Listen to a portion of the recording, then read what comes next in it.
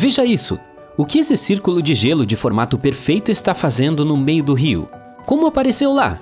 Para que ele se forme, as condições devem ser muito peculiares. Então vamos ver se você consegue fazer algo semelhante em casa.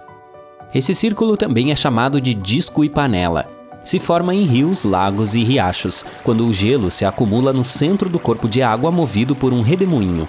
O fato é que os redemoinhos aleatórios tendem a seguir rotas circulares, e no inverno os cristais geralmente se acumulam nessas águas de movimento lento.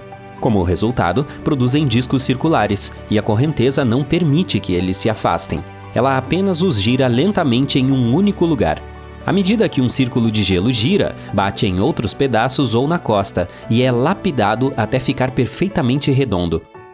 Há outra maneira de fazer isso. Quando um copo d'água fica coberto de gelo, uma corrente que viaja por baixo pode quebrar um pedaço dele e começar a girá-lo até que tenha o formato de um círculo. Esses discos podem ser realmente grandes, com até 15 metros de diâmetro. Outro fenômeno de gelo incrível é chamado de penitente. Esse tipo de formação de neve é encontrado em altitudes muito elevadas.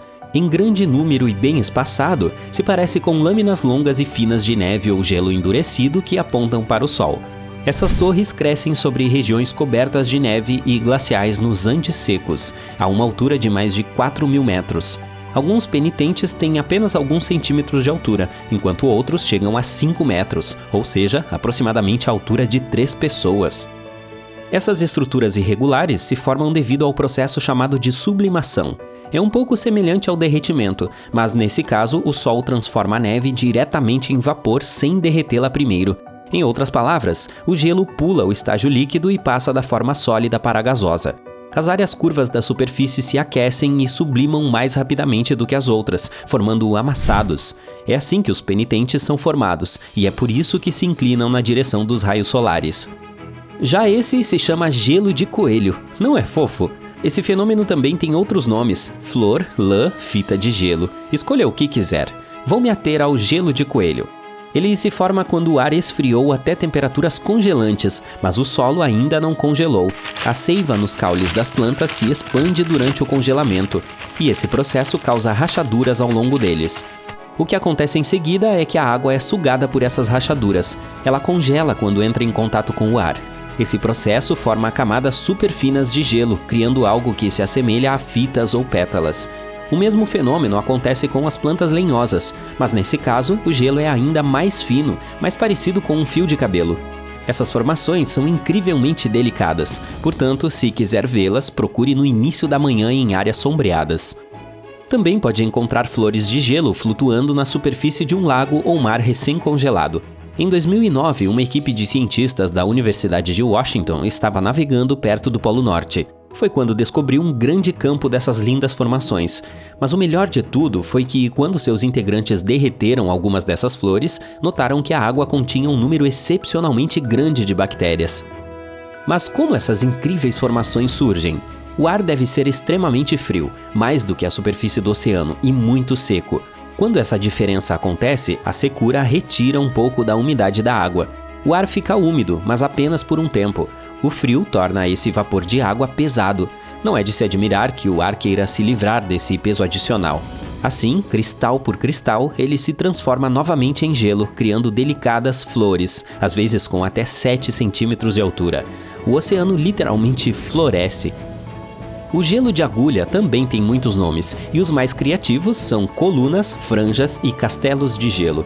Esse tipo ocorre de forma semelhante ao de coelho, mas a água é retirada da superfície do solo por meio de capilares estreitos, e então congela em colunas semelhantes a agulhas. À primeira vista, essas formações parecem feno enfardado, mas feito de neve. E na verdade, essa é uma descrição bastante precisa. Você sabe como o feno é enrolado em grandes bolas? Pois bem, é da mesma maneira que os rolos de neve são criados. O vento sopra um pedaço de neve no chão. Ao rolar, ele pega ainda mais neve, aumentando de tamanho. Os rolos geralmente são cilíndricos e ocos por dentro, pois a primeira camada geralmente se desprende à medida que se movem. Essas formações podem ter mais de meio metro de diâmetro e ocorrem quando as temperaturas estão próximas do derretimento e há uma camada fresca de neve fofa no solo. E ela não deve grudar na superfície em que se encontra. Não se esqueça também do vento. Ele deve ser forte o suficiente para fazer o rolo. Rolar, mas não tão forte a ponto de quebrá-lo. Essas condições parecem bastante precisas. É por isso que é um fenômeno tão raro. Mas não é só o gelo que cria coisas incrivelmente belas. O fogo também é capaz. Veja o cabelo de pele. Esses fios finos podem parecer dourados e bonitos, mas é muito perigoso pegá-los. O vento às vezes obtém pequenas gotas de lava provenientes de vulcões ativos. Elas são levadas a quilômetros de distância da abertura e são esticadas em fios de vidro super finos, também chamados de lava capilar.